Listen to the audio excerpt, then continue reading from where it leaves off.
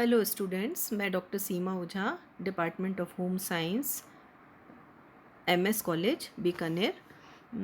आज हम protein chapter के अंतर्गत अमीनो एसिड्स के बारे में डिस्कस करेंगे। प्रोटीन जल अपघटन के बाद एक अपनी सबसे सरलतम इकाई अमीनो अम्ल में टूट जाता है। अतः अमीनो अम्ल प्रोटीन की एक सबसे लघुत्तम इकाई है।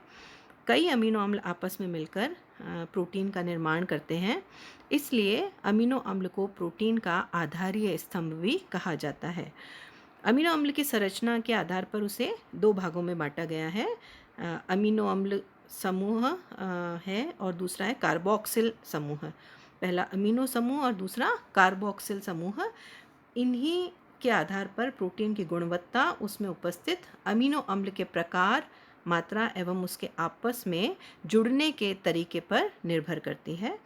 इसी कारण प्रत्येक प्रोटीन के गुण एवं विशेषताओं में मुख्यतः अंतर पाया जाता है।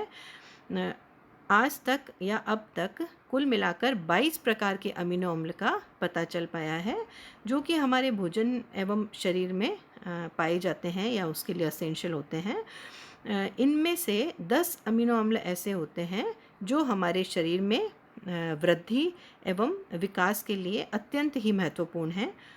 ये जो अमीनो अम्ल हैं जो हमारे शरीर के लिए अत्यंत महत्वपूर्ण है, वे कहलाते हैं आवश्यक अमीनो अम्ल। इन्हें भोजन द्वारा लेना अत्यंत ही आवश्यक होता है, क्योंकि इनके बिना शरीर की वृद्धि एवं विकास अवरुद्ध हो जाते हैं या बहुत ही स्लो होते हैं।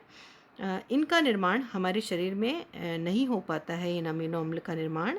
इसीलिए इनकी कमी से शरीर की ग्रोथ और डेवलपमेंट है वो प्रभावित होता है या रुक जाता है, क्योंकि शरीर में न तो नए कोशिकाओं का इनके एब्सेंस की वजह से निर्माण हो पाता है और न ही क्षतिग्रस्त या टूट फूटी हुई जो कोशिकाएं हैं एवं तंतु हैं उनकी मरम्मत भी इसके कमी के कारण नहीं हो पाती है। ये मुख्यतः जो अमीनो अम्ल हैं असेंशियल, ये आवश्यक अमीनो अम्ल 10 प्रकार के होते हैं। फर्स्ट है histidine, leucine, isoleucine, lysine, arginine, methionine, threonine, phenyl alanine, valine तथा ट्रिप्टोफेन। लास्ट 10th नंबर है ट्रिप्टोफेन। ये सभी 10 अमीनो अम्ल हैं वो शरीर की वृद्धि एवं विकास के लिए बहुत ही महत्वपूर्ण है। परंतु इन सभी में से जो ट्रिप्टोफेन है वो बहुत ही महत्वपूर्ण अमीनो अम्ल है। यह भोज्य पदार्थ में इसकी जितनी अधिक मात्रा ली जाती है वह अच्छा रहता है, वह भोजन उतना ही अधिक पौष्टिकता से परिपूर्ण होता है।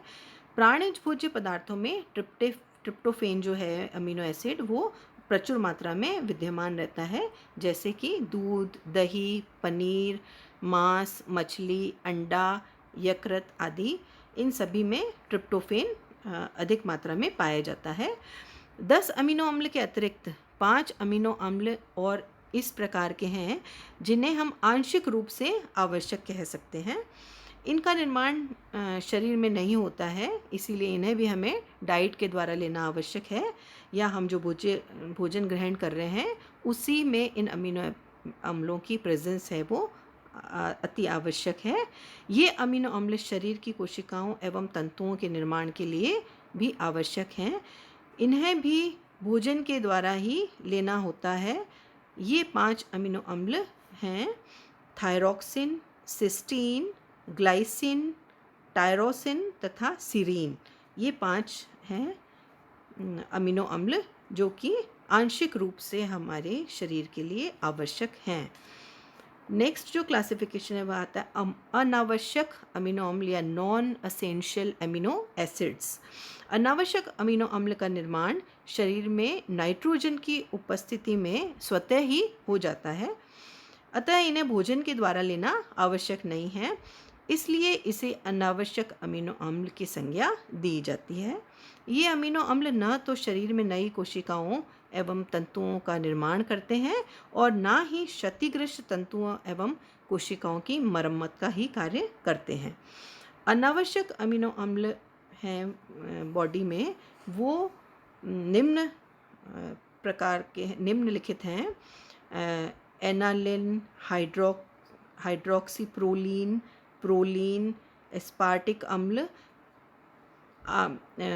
आर्सबर्न एवं मेंडल ने कई तरह की रिसर्चेस की जिसमें प्रोटीन से संबंधित कुछ परिणाम है वो निकाले इन्होंने, और उसमें पाया गया कि ये सारे प्रोटीन जो हैं अमीनो एसिड्स वो आवश्यक हैं तथा किसी न किसी तरह से हमारे डाइट में होने चाहिए या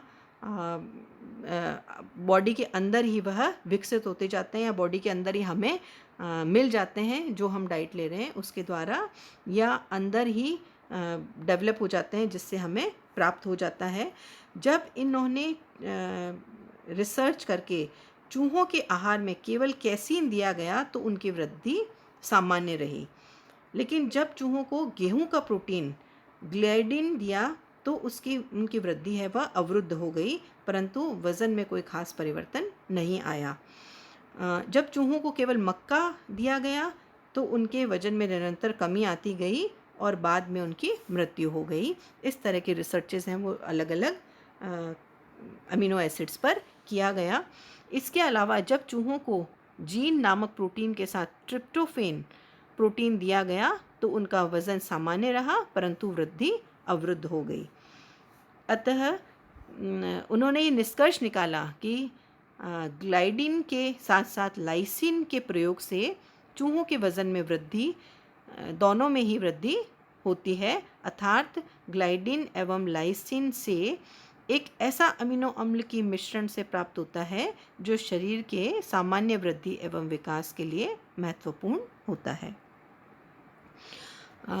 इसके बाद नेक्स्ट टॉपिक हम डिस्कस करेंगे वह है अमीनो अम्ल के गुण या properties of amino acids. Amino अम्ल सफ़ेद रंग के रवेदार दिखाई देते हैं। सेकंड प्रॉपर्टी है इनके स्वाद में भिन्नता होती है। विभिन्न प्रकार के अमीनो अम्ल के स्वाद अलग अलग होते हैं। जैसे कि आर्जिनिन कड़वा स्वाद देता है जबकि सीरीन, एलानिन एवं ग्लाइसिन स्वाद में मीठे होते हैं। ल्यूसिन एवं ट्रिप्टोफेन जो अमीनो एसिड्स हैं वे स्वाद रहित होते हैं। नेक्स्ट जो अमीनो एसिड्स की प्रॉपर्टी है वह है शिशुओं में वृद्धि एवं विकास के लिए हिस्टिडीन एवं आर्जिनिन आवश्यक है, परंतु प्रौढ़ों के लिए ये आवश्यक नहीं है या अनावश्यक है। नेक्स्ट, कुछ अमीनो अम्ल का निर्माण है वह शरीर में स्वतः ही हो जाता है, जबकि आवश्यक अमीनो अम्लों को भोजन के माध्यम से लेना ही आवश्यक होता है। अनावश्यक अमीनो अम्ल का निर्माण शरीर में स्वतः ही होता रहता है। अमीनो अम्ल है वह विभिन्न प्रकार के होते हैं, अलग अलग तरह के अमीनो अम्ल होते हैं, यह उनकी एक विशेष विशेषता है। Now we discuss next topic, that is classification of protein या प्रोटीन का वर्गीकरण। प्रोटीन का वर्गीकरण है वह विभिन्न आधार पर किया जाता है, जैसे उस प्रोटीन की गुणवत्ता के आधार पर। इसका मुख्यतः 3 प्रकार से इसको क्लासिफाई किया गया है प्रोटीन के वर्गीकरण को। पहला है गुणवत्ता के आधार पर, इसे फिर फर्दर 3 में डिवाइड किया गया है। लाइक गुणवत्ता के आधार पर पूर्ण प्रोटीन या कंप्लीट प्रोटीन, सेकंड आंशिक प्रोटीन या पार्शियली कंप्लीट प्रोटीन, और थर्ड इज़ अपूर्ण प्रोटीन या इनकम्प्लीट प्रोटीन। ये तीनों जो हैं वह गुणवत्ता के आधार पर वर्गीकरण में होते हैं। सेकंड जो प्रोटीन का मुख्य क्लासिफिकेशन है वह है प्राप्ति साधन के आधार पर, कि हमें प्रोटीन है किन सोर्सेस से मिल रहा है, उनके आधार पर उनको क्लासिफाई किया गया है प्राप्ति साधन के आधार पर। यह 2 में विभाजित किया गया है, वानस्पतिक और प्राणिज। ये वनस्पति से हमें मिल रहे हैं या एनिमल प्रोडक्ट हैं, इससे प्रोटीन का वर्गीकरण किया गया है इन 2 भागों में।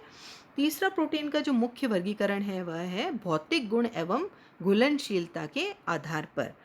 इन्हें फिर फर्दर 3 भागों में बांटा गया है। नंबर 1 साधारण और सिंपल प्रोटीन, नंबर 2 संयुग्मी या कॉन्जुगेटेड प्रोटीन, और नंबर 3 अद्भुत या व्युत्पन्न या डिराइव्ड प्रोटीन। यह था 3 प्रकार से प्रोटीन का वर्गीकरण। Thank you.